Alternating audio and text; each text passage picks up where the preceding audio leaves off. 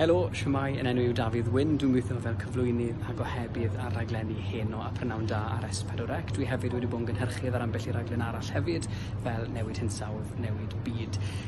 Bues i'n astudio yn Ysgol y Gymraeg, Prifysgol Caerdydd rhwng 2009 a 2012, a dwi yn eitha sicr mai fyna nes i feithrin ar yr hyder oedd angen arna i fentro ar yrfa ymwyd teledu Cymraeg.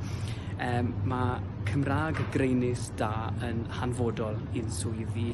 Mae'r gallu i gyflwyno a sgriptio straeon sy'n apelio at gynulleidfa eang tu hwnt o fôn i fynwy sy'n ddealladwy ac yn syml i bawb, ond hefyd yn llawn gwybodaeth yn holl bwysig. A dwi'n hyderus bod fi wedi magu ar y sgiliau yma yn Ysgol y Gymraeg, Prifysgol Caerdydd, a nhw sydd wedi'n helpu ar y siwrne, neu dechrau siwrne beth bynnag, ym myd cyfryngau Cymraeg. Felly diolch Ysgol y Gymraeg.